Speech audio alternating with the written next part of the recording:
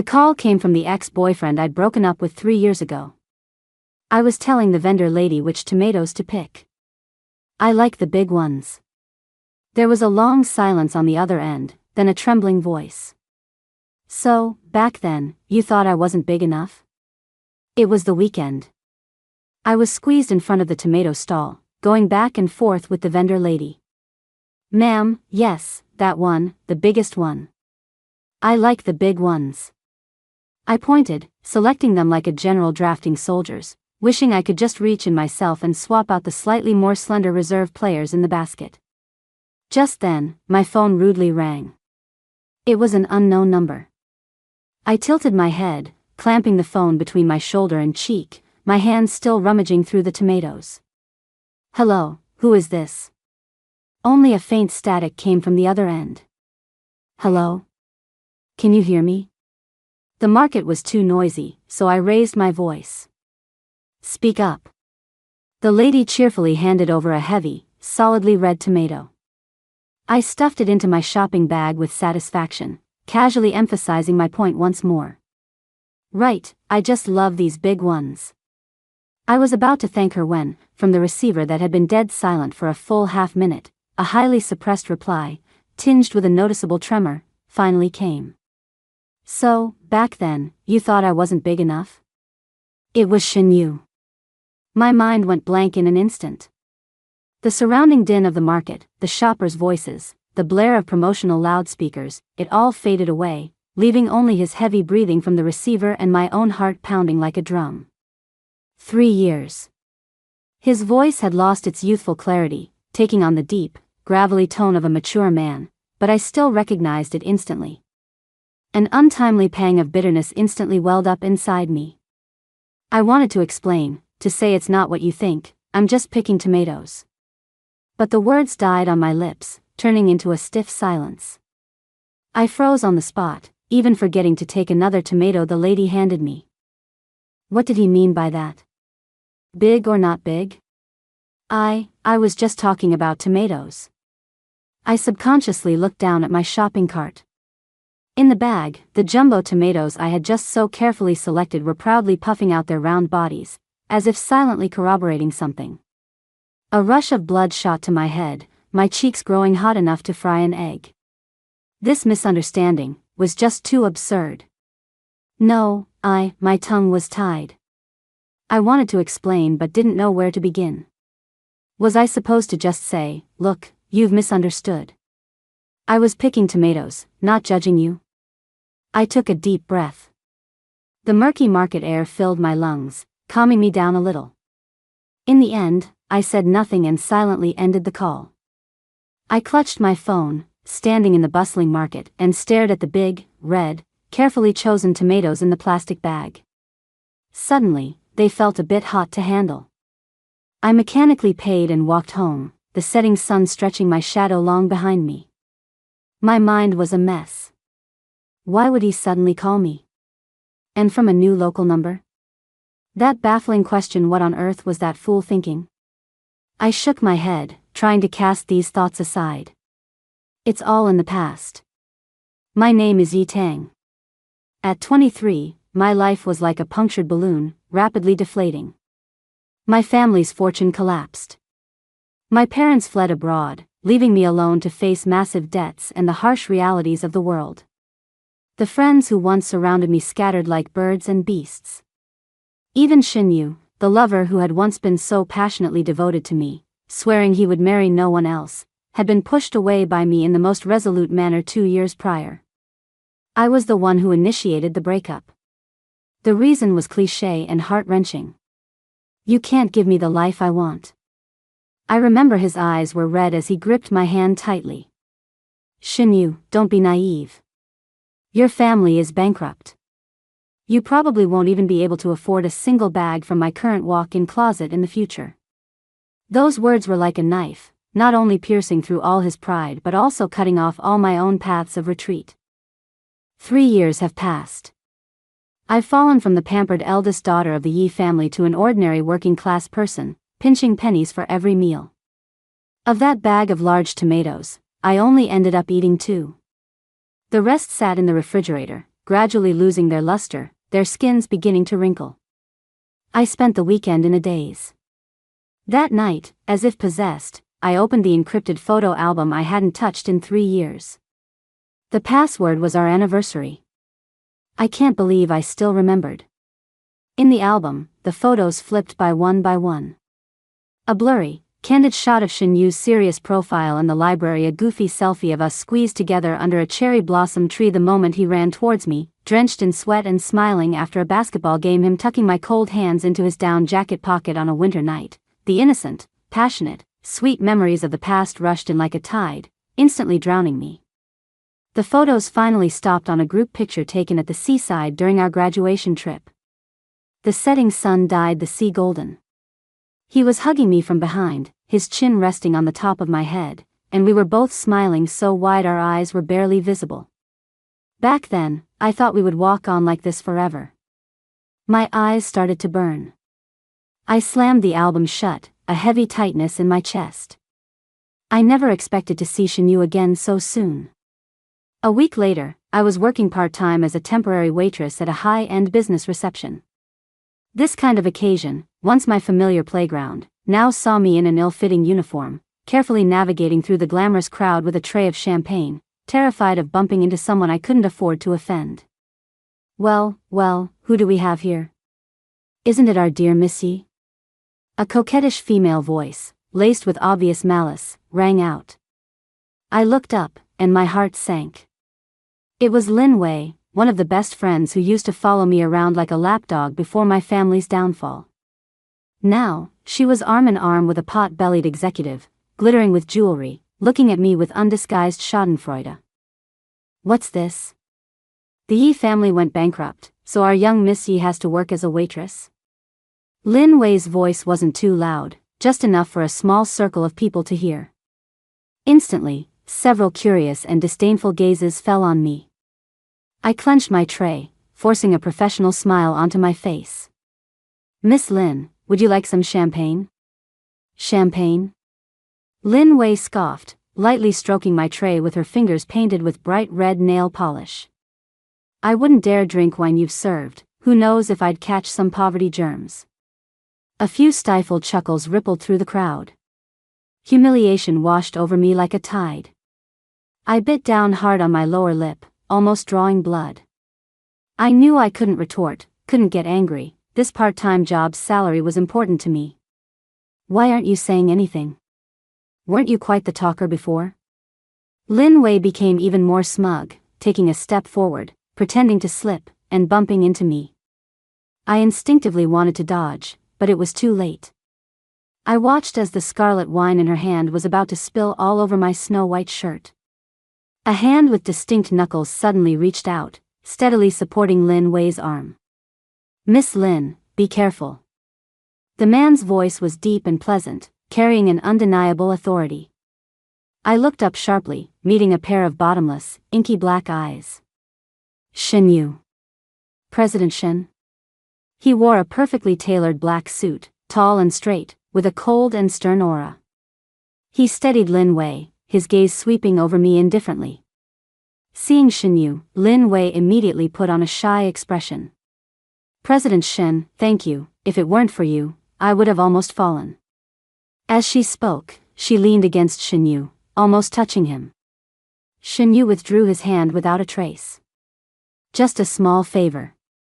He didn't look at me again, turning to walk towards the center of the venue, surrounded by a crowd. Lin Wei glared at me fiercely, warning in a low voice. Consider yourself lucky. I stood frozen in place, the tray in my hand almost too heavy to hold. There were no wine stains on my shirt, but my heart was cold and trembling. Is this what a reunion is like? Shinyu. After the cocktail party ended, I dragged my tired body to the locker room to change clothes. Just as I walked out of the hotel's back door, ready to catch the last subway, a black Maybach silently glided to my side and stopped. The car window lowered, revealing Shinyu's expressionless profile. Get in the car. His voice was devoid of any inflection, an order rather than an invitation. I stood still. President Shen, we're not going the same way. He finally turned his head, a smile devoid of amusement tugging at the corner of his lips. Yi Tang, 2 years apart, you haven't improved in other aspects, but you've certainly grown more backbone. Or are you playing a game of hard to get? His words were like poison needles, stabbing my heart with a dense, prickling pain. What exactly do you want? I raised my head, forcing myself to meet his gaze. What do I want? He chuckled, pushing open the car door and stepping out. His tall figure instantly brought a strong sense of aggression, engulfing me in his shadow. Yi Tang, it's been 2 years. Don't you owe me an explanation? An explanation for what? I subconsciously took a step back, my back pressed against the cold wall. An explanation for why I dumped you back then? Xinyu, isn't the truth just as you saw it? I was a gold digger. Back then, seeing that your family was in trouble and mine was about to fail, I quickly found a reason to kick you to the curb and find someone richer. Is that so hard to understand? I repeated the words that had hurt him back then. It was like repeatedly cutting open an old wound with a knife, aching with shivers, yet with a masochistic pleasure. Xinyu's face became extremely ugly in the dim light. He suddenly reached out, bracing his hand on the wall beside my ear, trapping me between him and the wall. We were so close that I could smell the clean scent of his men's cologne, mixed with a faint hint of tobacco. This was a foreign scent, belonging to the successful businessman Xinyu of today. No longer the clean scent of soap from the boy in my memory. A gold digger? He lowered his head, his burning breath on my forehead, his voice extremely low. So, what about now? Now that this poor boy seems to be doing quite well? Miss Yi, are you disappointed? I turned my head away, avoiding his intimidating gaze. The Xinyu of the past would run across half the city on a winter night just to buy me a bowl of hot wontons, would stay up all night telling me stories when I said I was afraid of the dark, would patiently coax me when I threw tantrums, saying, "Tang Tang, my Tang Tang, I love you no matter what." But the Xinyu of today was slowly and methodically cutting away at my last shreds of self-esteem. Yes, I'm very disappointed. I heard my own hoarse voice. Xinyu stared at me for a long while, then suddenly laughed. Yi Tang, we're not done. After he said that, he let go of me, turned around, and got into the car. The Maybach roared and sped away, leaving me alone in the cold night wind, shivering. I thought Xinyu's not done meant a more cruel revenge.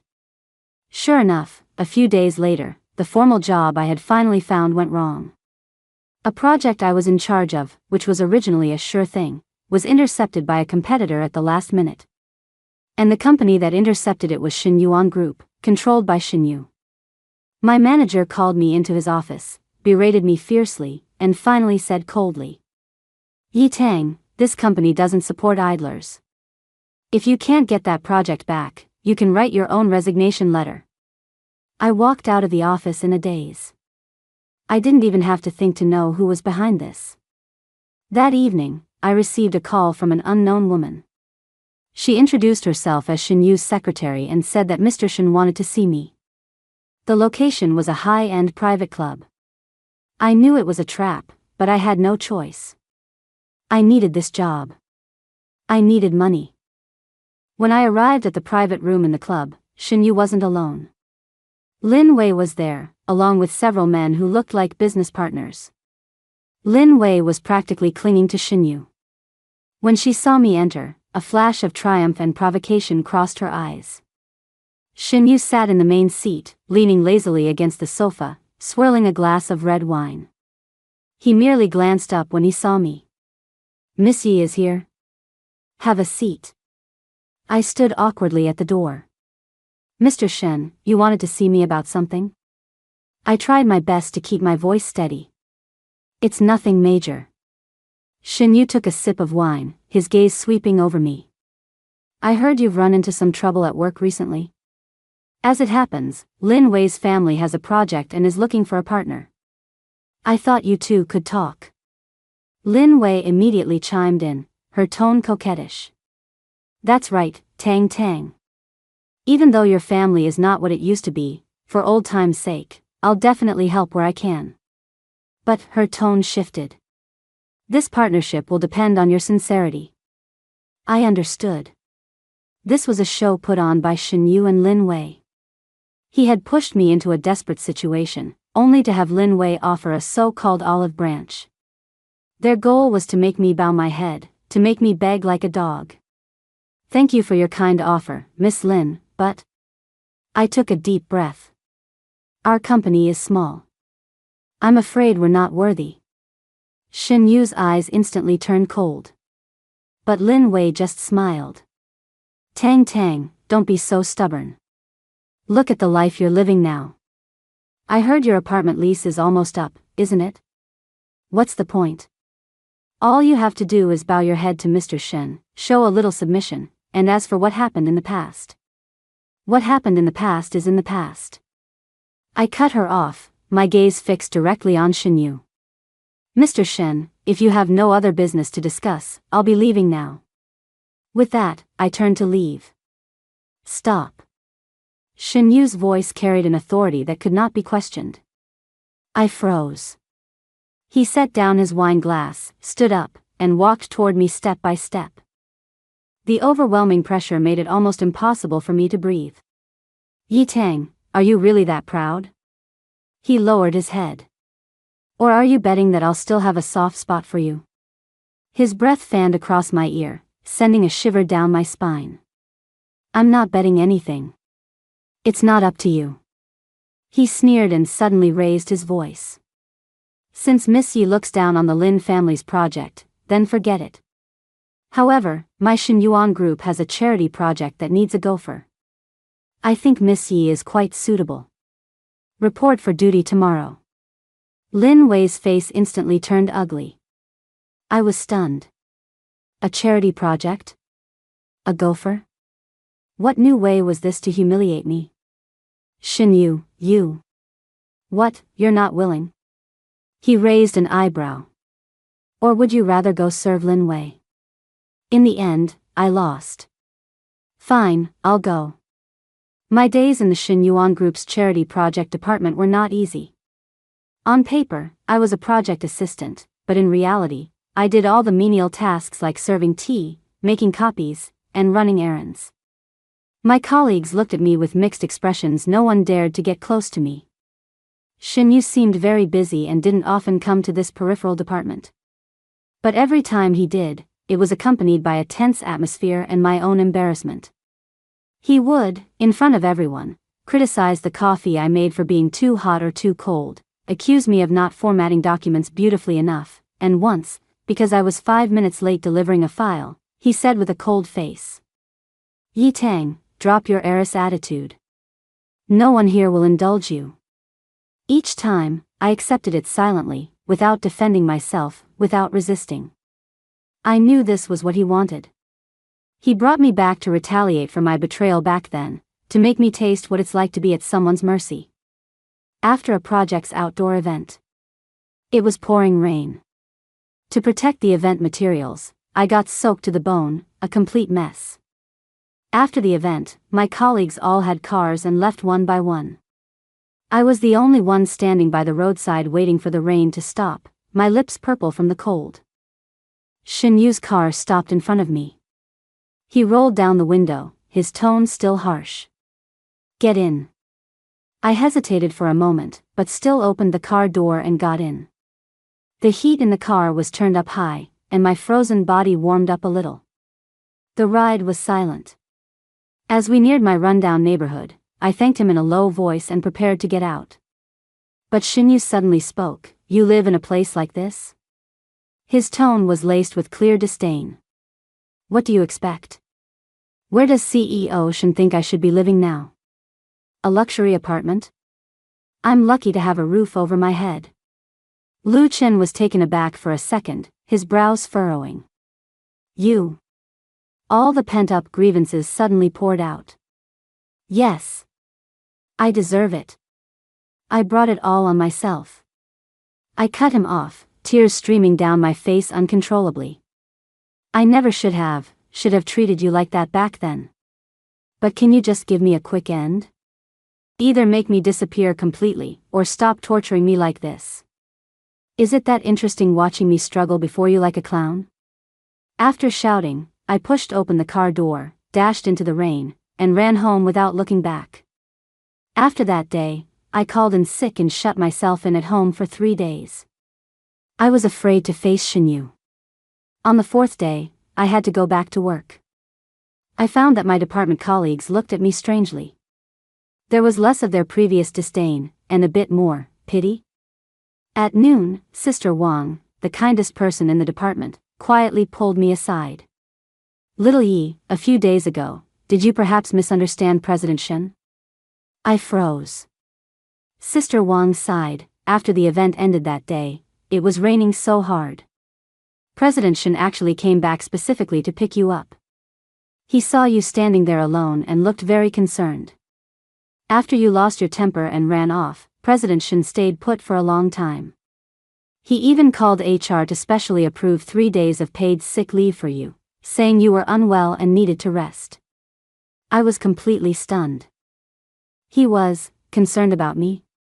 That afternoon, Shinyu came to the department for a meeting. After the meeting, he walked to my desk, put down a file folder, his tone still as businesslike and cold as ever. "Take a look at this project file. I want a preliminary proposal by tomorrow." He turned to leave after he finished speaking. "Shinyu." I summoned my courage and called out to him. He paused but didn't turn around. "Thank you." His back stiffened for a moment, then, without a word, he strode away. Clearing up the misunderstanding was like tossing a small pebble into the frozen lake of my heart, creating faint ripples. I began to vaguely feel that behind Shinyu's revenge, perhaps it wasn't all hatred. Our relationship also seemed to have eased somewhat. A month later, Lin Wei began appearing frequently at Shinyuan Group, as a representative of a partner company. She always found various reasons to get close to Shinyu, and for some unknown reason, Shinyu never seemed to explicitly reject her. Rumors began to circulate in the company that Shinyu and Lin Wei were about to be engaged. My heart ached with bitterness. I told myself, isn't this perfect? Well-matched families, a handsome man and a beautiful woman. Yi Tang, what are you still hoping for? That day, because of an issue with a document, I needed to go to the president's office to get Shinyu's signature. As I reached the office door, which was ajar, I heard Lin Wei's sweet, coquettish voice from inside. "Brother Yu, my dad said that for that project, as long as our two families join forces, it's a sure profit. Besides, if we were to, wouldn't that make us even closer?" My feet were nailed to the spot, my heart stopping in my chest. Then, I heard Shinyu's voice, "I'll consider the matter of the project." "Then what about you and me?" Lin Wei pressed on. There was a moment of silence from inside. Just when I thought Shinyu would refuse, he spoke. Wei, give me some time." "Vivi?" He called her Vivi. I turned and fled. It turned out I had been overthinking everything. After that day, I completely abandoned all my unrealistic fantasies and became even more distant and polite towards Shinyu. He seemed to notice the change in me. His gaze grew darker by the day, and the heavy atmosphere surrounding him nearly suffocated the entire project department. Late at night, I worked overtime organizing documents and it was already past midnight when I left the company. As I reached the ground floor, I saw Shinyu's car parked there. He was leaning against the car door, a cigarette between his fingers, smoke curling around him. He saw me, stubbed out his cigarette, and walked straight over. "Get in, I'll give you a ride." "No need, Mr. Shen. I'll take a taxi." "Yi Tang." He cut me off, his voice laced with suppressed anger. "What tantrum are you throwing now?" I found it both laughable and heartbreaking. "I'm not throwing a tantrum.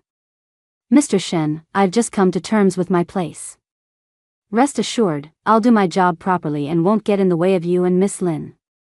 Shinyu froze, his brows tightly furrowed. "Me and Lin Wei? What Wei?" "The marriage alliance." I forced a smile that was uglier than a grimace. "Isn't it happening soon?" "Congratulations, Mr. Shen." Shinyu stared at me for a long moment. Suddenly, as if he understood something, the gloom in his eyes gradually dissipated, and a faint curve appeared on his lips. Yi Tang. He took a step forward. Are you jealous? I am not. Like a cat whose tail had been stepped on, I immediately denied it, but my cheeks burned uncontrollably. In the office that day, Lin Wei was trying to force a marriage. For once, Shin Yu spoke in an almost explanatory tone. Her father indeed wants to use the project to tie me down. What I said then was just a temporary measure to avoid making a scene in the office. I was stunned and looked up at him. His gaze was serious, he didn't seem to be lying. Then, you called her Vivi. I couldn't help but ask sourly. The amusement in Shin Yu's eyes deepened. What else? Shout her full name in front of the secretary? Yi Tang, it's been 3 years, and you've gotten dumber. He paused, his voice low and seductive. Besides, if I had wanted anything with her, I wouldn't have, 3 years ago. He didn't finish his sentence, but my heart was already pounding wildly. 3 years ago, right after my family's troubles began, the Lin family had also extended an olive branch, but Shin Yu had rejected it. I only found this out later. After that late-night explanation, the relationship between Shin Yu and me underwent a subtle but complete transformation. He no longer intentionally made things difficult for me. He would even discreetly offer guidance when I encountered problems at work. His gaze, though still deep and hard to read, seemed to be shedding its icy layer, occasionally revealing a familiar tenderness that belonged to the Shin Yu of the past. It was as if we were caught in a tacit, mutual dance of push and pull. He no longer brought up the past, and I no longer resisted with sharp words. The non-profit project we were working on together progressed smoothly, and our collaboration became increasingly seamless. But in my heart, a thorn remained, the truth about our breakup 3 years ago. I owed him a real explanation. The opportunity came one night after working late. The project was a resounding success, and the department went out for a celebratory dinner. Everyone drank quite a bit. As the boss, Shin Yu naturally attended as well. He took a few drinks from me, but he himself seemed a bit tipsy. After the dinner, he insisted on driving me home. When the car pulled up downstairs from my apartment, I thanked him softly and prepared to get out. But he suddenly grabbed my wrist. His palm was burning hot. Tang Tang. He called my name in a low voice, tinged with a post-drinking hoarseness. Let's talk. My heart leaped. This was the first time in 3 years he had called me by my given name without my surname. The atmosphere inside the car became ambiguous and tense. Talk about what? About 3 years ago. He turned his head, his deep gaze locking onto me. Tell me, what was the real reason back then? Was it really just because my family went bankrupt, and you felt I wasn't good enough for you anymore? Perhaps the alcohol gave me courage, or perhaps it was the vulnerability in his eyes that shattered my final defenses. Tears slid down my face without warning. I shook my head, my voice choked with sobs. No, it was never that. I took a deep breath and finally revealed the secret I had buried for 3 years. Back then, when your family had their accident, my parents were afraid of being implicated and forced me to break up with you. I refused, so they used you to threaten me. They said if I didn't leave you, they would use their connections to make things even harder for your father inside and ensure you'd never get back on your feet. Shin Yu's body jolted, his grip on my wrist tightening. Later, my family went bankrupt too. At that time, I truly had no other choice, Shin Yu. I could only push you away in the most hurtful way possible. I thought it was for your own good. I thought if you hated me, you would forget me and could focus on building your career without any burdens. I couldn't continue, the pent-up grievances, sorrow, and pain of 3 years bursting forth at that moment. Shin Yu was silent for a very, very long time. Then, he gently pulled me into his embrace. His hug was broad and warm, with a scent that put me at ease. I'm sorry, Tang Tang, I'm so sorry. He murmured into my ear, his voice incredibly hoarse. His arms tightened around me. These past 3 years, I worked desperately hard to get to where I am today. all because I wanted to stand before you one day and ask you why, and I wanted to make you regret it, but every time I saw you upset, I was the one whose heart ached. So, all that so-called revenge and torment. It was just his clumsy attempt to get my attention, another expression of a love he couldn't let go of. All the misunderstandings, suspicions, bitterness, and the push and pull between us finally vanished at this moment. I cried uncontrollably in his arms. After a long while, he loosened his hold on me slightly, gently wiping away my tears with his fingers. His gaze was tender and firm in a way I had never seen before. Tang Tang, it's all in the past. From now on, let me protect you. No one will ever separate us again. He lowered his head, his nose brushing against mine, a hint of Shen Yu's signature roguish charm in his tone. Now, can you answer my other question? What? Besides tomatoes. He chuckled softly, his warm breath brushing against my lips. What do you like now? For instance, the one right in front of you, who's gotten quite a bit bigger than before? My face instantly turned beet red. I was so embarrassed I wanted to hide, but he held me firmly in his arms. You rogue. Only for you.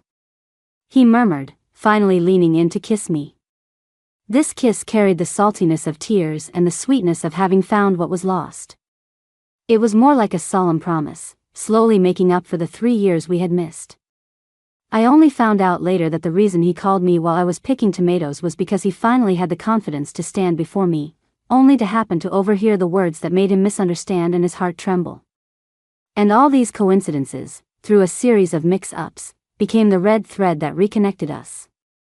In the end, on every sunny weekend morning, we would go to the supermarket together. He would push the shopping cart, patiently accompanying me as I lingered in the produce section. Then, just as I reached for the biggest tomato, he would embrace me from behind and whisper with a soft laugh in my ear.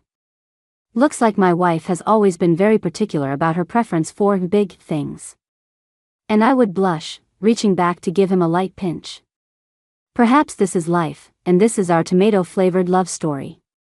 Shen Yu's extra, tomatoes, a rainy night, and what was lost and found. I saw her. In a corner of the banquet hall, she was wearing an ill-fitting waitress uniform, holding a tray, like a frightened sparrow that had wandered into a flock of cranes. Yi Tang. It had been 3 years. The name echoed in my mind with a rusty hatred and a bone-deep longing that even I was unwilling to admit. She had lost weight.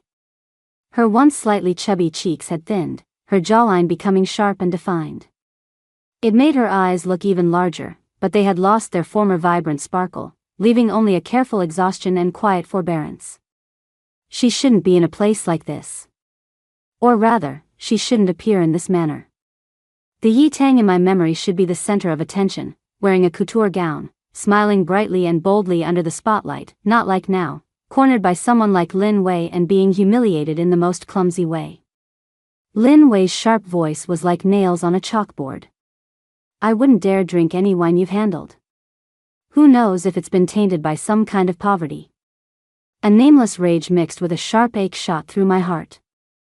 I almost lost control and strode over to throw that shrill woman out. But I didn't. I forced myself to stand still, watching coldly from the side. I wanted to see how the Yi Tang of 3 years later would handle this. Would she fight back proudly, like she used to, or had life worn away all her sharp edges? She just kept her head down, biting her lip hard, and said softly, "Miss Lin, would you like some champagne?" At that moment, my heart felt like something had viciously squeezed it. A bitter pang, anger, and an indescribable sense of disappointment. Yi Tang, where are your claws? Where did that ruthlessness you showed me back then go? Just as Lin Wei pretended to stumble, intending to splash wine on her, my body reacted before my mind could. I took a step forward and steadied Lin Wei's arm. Careful, Miss Lin. But my gaze uncontrollably fell upon her. She looked up at me, a flicker of shock in her eyes, followed by a deeper sense of humiliation and detachment. Good. Yi Tang. It seems you still remember me. I met her gaze with my most formal, most frigid expression, as if she were just an insignificant stranger. I had to build a high wall with this indifference to shut out the tumultuous emotions churning within me. I was afraid that one more glance would expose the vulnerability I had desperately tried to conceal for the past 3 years. I turned and walked away, my back ramrod straight. I could feel her gaze on my back like a physical weight, but I didn't turn around. Yi Tang, this is just the beginning. I will never forget that rainy night 3 years ago. She stood downstairs from my apartment, rain soaking her hair and clothes. She paid it no mind, simply speaking in an airy tone that sends a chill through my heart even when I recall it today. Xinyu, don't be so naive. Your family is bankrupt. You probably won't even be able to afford a single one of the bags in my closet now. In that moment, my world collapsed. The love I cherished, the future I had planned in the face of her so-called reality, they were nothing but a pathetic joke. Hatred was the fuel that got me through those 3 most difficult years. I swore I would climb back to a height she could never reach, and then I would make her regret it. But when she actually reappeared, in such a wretched state before me, the satisfaction I had anticipated never came. In its place were far more complicated emotions. Especially that day.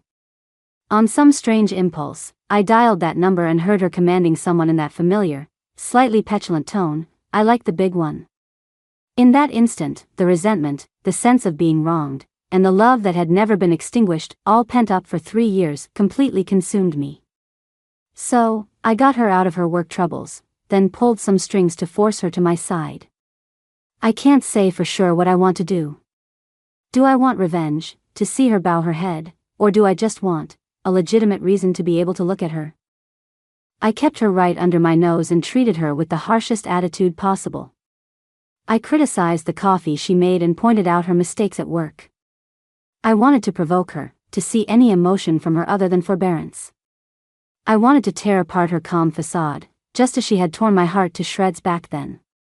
But every time I saw her silently enduring it, her eyes red as she stubbornly fought back tears, I was always the one whose heart ached first, the one who grew frustrated first. It rained during that charity event.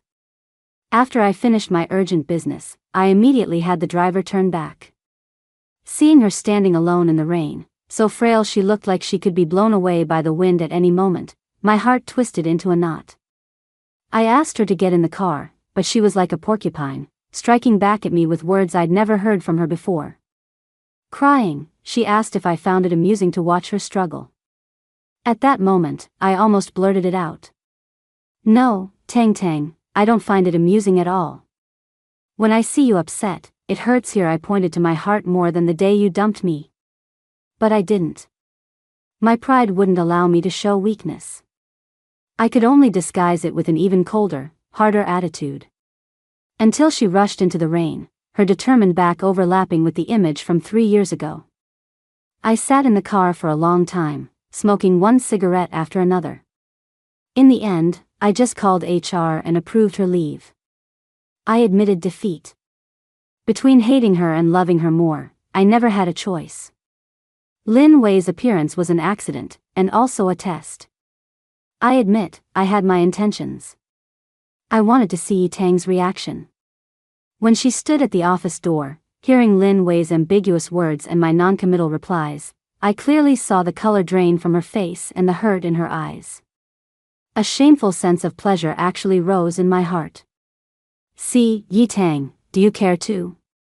But when she subsequently became even more distant, congratulating me on my impending good news in that polite and cold tone, that little bit of pleasure was instantly replaced by immense panic and regret.